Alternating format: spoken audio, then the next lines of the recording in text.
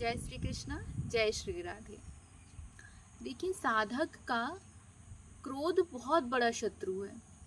अगर एक साधक बहुत भजन करता है और अगर उसे एक बार क्रोध आ जाता है तो उसका 1 महीने का भजन नष्ट हो जाता है। और सोचिए, अगर 12 बार आ गया तो फिर साल भर का भजन नष्ट।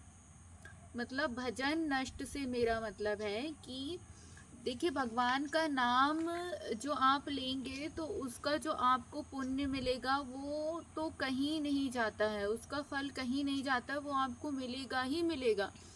पर भजन नष्ट होने का मतलब कि जो भी आपकी आध्यात्मिक यात्रा चल रही थी, आपका मन शांत था, आप इस शांत मन से जो आपने भगवान का जाप करते थे, आपकी एकाग्रता में विघ्न पड़ेगा। जो आप जितने शांत होके भजन अपना कर रहे थे, जाप कर रहे थे, वो फिर उतना शांत नहीं रहेगा। उसमें 1 महीने आप पीछे हो जाएंगे एक बार क्रोध आने में। जो आपकी 1 महीने पहले की जो आपकी मन की स्थिति थी, आप वहाँ पहुँच जाते हैं।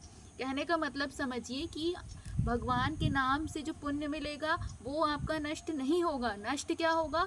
आपके मन की जो स्थिति 1 महीने पहले थी, 1 महीने में जो आपने आध्यात्मिक यात्रा की थी, अपने मन को शांत किया था अभ्यास के द्वारा, वो आप फिर वहीं पीछे पहुंच जाते हैं। इसलिए हमें, जो भी साधक हैं, उन्हें क्रोध बिल्कुल नहीं करना चाहिए।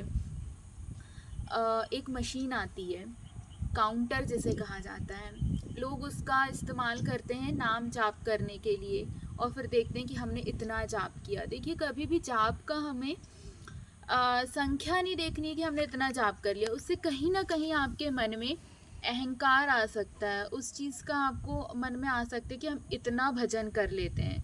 ऐसा नहीं करना है। आपको क्या करना है कि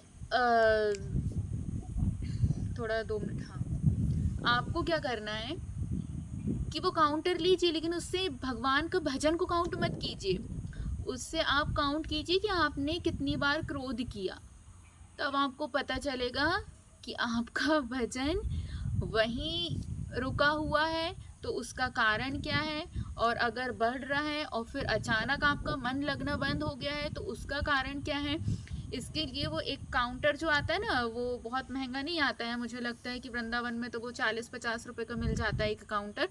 वो मुझे लगता है हर साधक के पास होना चाहिए, लेकिन नाम जाप करने के लिए नहीं, अपने दोषों को गिनने के लिए कि हमने दिन भर में क्या क्या पाप कर्म किए, कब क्रोध किया, कब हमारे मन में मोह आया, कब लोभ आया। ये सारी चीज़ जब आप उसमें काउंट करेंगे ना, तो आप देखेंगे कि हम तो कितने ही पाप करते हैं।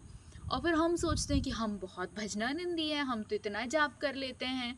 तो देखिए, जाप तो माला से कीजिए और वो काउंटर रखिए और उसमें एक पट्टी लगा दीजिए। और फिर उसके बाद आप देखिए कि आप कितना पाप करते हैं, आपके अंदर कितने दोष हैं, उससे आपको पता चलेगा। जय श्री कृष्णा, जय श्री राधे।